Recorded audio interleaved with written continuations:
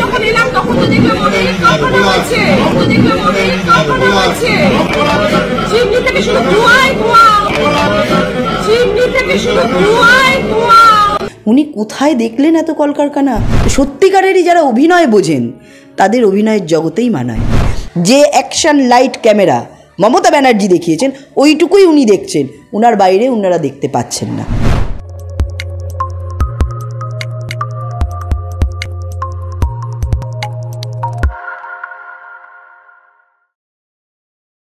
নমস্কার, আপনারা দেখছেন দ্য ইন্ডিপেন্ডেন্ট বেঙ্গল।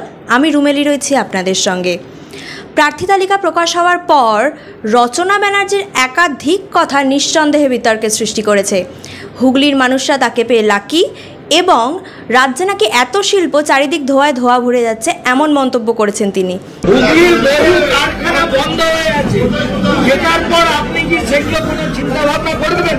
আমি যখন এলাম তখন তো দেখলাম অনেক কারখানা হচ্ছে, চিমনি থেকে শুধু ধোঁয়ায় ধোঁয়া, চিমনি থেকে শুধু ধোঁয়ায় ধোঁয়া। এত কারখানা হয়েছে, তাহলে কি করে বলছেন যে কারখানা হয়নি? কারখানা তো হচ্ছে, আরো হবে, কিন্তু যদি থাকে আরো অনেক হবে। এই বিষয়ে কথা বলতে আমাদের সঙ্গে আছেন ফাল্গুনী পাত্র। দিদি, আপনাকে স্বাগত আমাদের চ্যানেলে। প্রার্থী হয়ে রচনা ব্যানার্জি প্রথম বলছেন যে হুগলির মানুষ ওনাকে পেয়ে লাকি। দেখুন, ওনার সেটা মনে হয়েছে উনি বলেছেন। যেরকম আপনারা দেখেছিলেন বসিরহাটের যিনি এমপি ছিলেন নুসরত জাহান, বসিরহাটে এত কিছু হয়েছে, মহিলাদের এত আবেগ, তাদের ধর্ষণ, তাদের ওপর অত্যাচার, জমি কেড়ে নেওয়া। একদিনও কি দেখেছেন নুসরত জাহানকে কোথাও যেতে? কোনো দিনও যায়নি। কারণ যারা অভিনয়ের জগতে আছে নিশ্চয়ই তার জায়গায় রচনা ব্যানার্জি বা নুসরত জাহান, আমি সবাইকেই শ্রদ্ধা করি তাদের প্রফেশনে, তারা নিশ্চয়ই খুব ভালো অভিনেত্রী এবং সেই জায়গায় তারা পারদর্শী। কিন্তু রাজনীতি, যেখানে সাধারণ মানুষ, ঘামের গন্ধ, খেটে খাওয়া মেহনতি মানুষের লড়াই, তাদেরকে নিয়ে তাদের অধিকারের প্রশ্নে সেই জায়গাটায় তারা কতটা পারদর্শী সেটা কিন্তু দেখার প্রয়োজন ছিল। মমতা ব্যানার্জি ভোটের জন্য চমক দেন, রচনা ব্যানার্জিকে দিয়েছেন, নুসরত জাহানকে দিয়েছেন, আরও অনেককে দিয়েছেন। বা কেউ বলেন যে আমি রাজনীতি ঠিক বুঝি না। তো সত্যিকারেরই যারা অভিনয় বোঝেন তাদের অভিনয়ের জগতেই মানায়।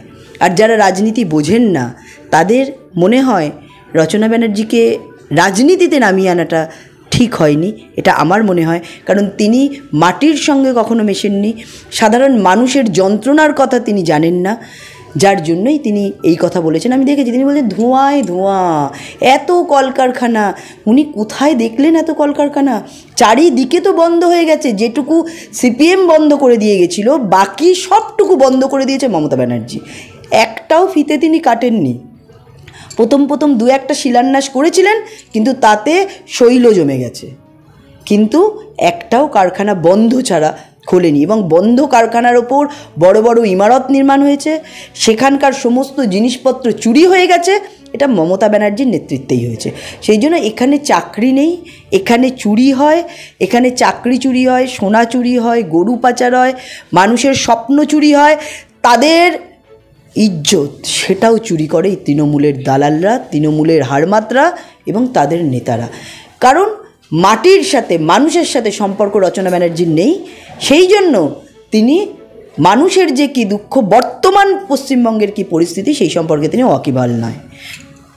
আপনি সন্দেশখালীর কথা বললেন। রচনা ব্যানার্জি বলছেন সন্দেশখালীর ঘটনা তদন্ত সাপেক্ষ, সেখানের নারীরা যা অভিযোগ আনছে সেটা আদতেও কতটা সত্যি সেটা প্রমাণ চাইছেন তিনি। আর আরেক ধারে উনি যখন দিদি নাম্বার ওয়ানের মতো শো সঞ্চালনা করছেন, সেখানে উনি নারীদের দুঃখের কথা শুনছেন, নারীদের পাশে আছেন বলে দাবি জানাচ্ছেন।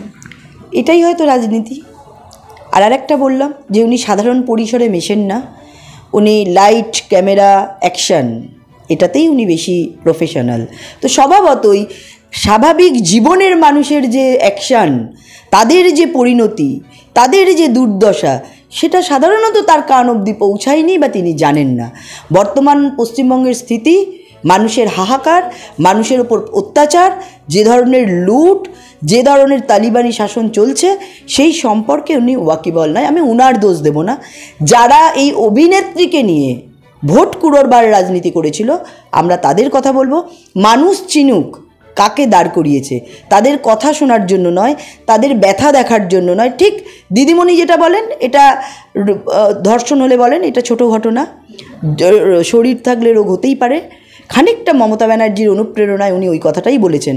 বাস্তবের মাটিতে পা তিনি কখনো রাখেননি, সেই জন্য তার সন্দেশখালীর ঘটনাকে প্রমাণ দিতে চাইছেন। ঠিক যেরকম ওখানকার একজন মহিলা পুলিশ অফিসার তিনি ছিলেন, অবশ্যই তিনি যেরকম বলেছিলেন যে কারা কারা ধর্ষণ হয়েছে তার প্রমাণ দিতে হবে, তাহলে ধর্ষণেরও প্রমাণ লাগে, এই ধরনের মলেস্টেশনেরও প্রমাণ লাগে। তাদের মুখের কথাটাই শেষ কথা নয়।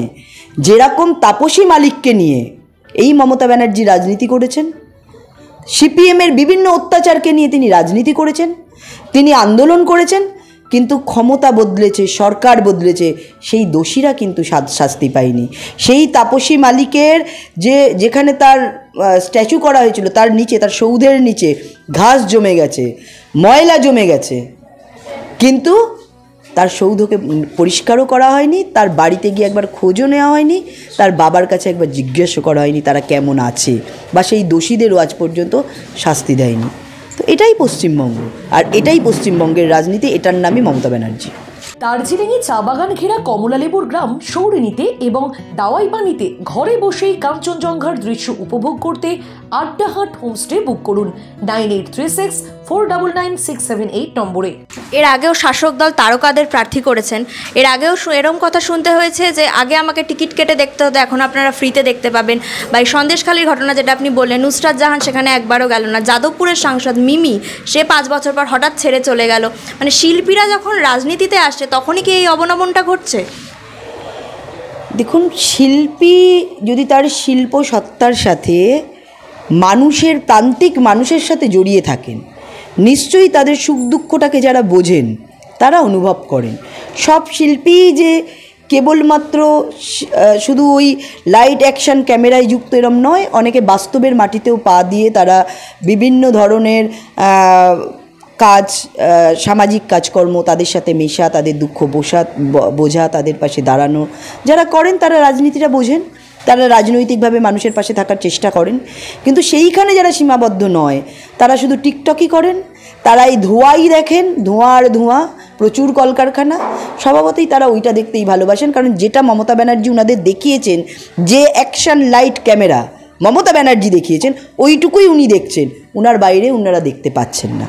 এটা মমতা ব্যানার্জি, উনিও বড় অভিনেত্রী, তো স্বভাবতই তার যে অ্যাকশন লাইট ক্যামেরা এটা খুব ভালো, যার জন্য এনারা খুব তাড়াতাড়ি তাদেরকে নিজেদের লুপে নিতে পেরেছে। অসংখ্য ধন্যবাদ দিদি আপনাকে। শীতকালে সুন্দরবন ভ্রমণের নির্ভরযোগ্য একমাত্র নাম সাগর সঙ্গম ট্রাভেলস। নিজস্ব লঞ্চে ভ্রমণ এবং অফুরন্ত খাওয়া দাওয়ার বিপুল আয়োজন। বুকিং করুন 9733 066 075।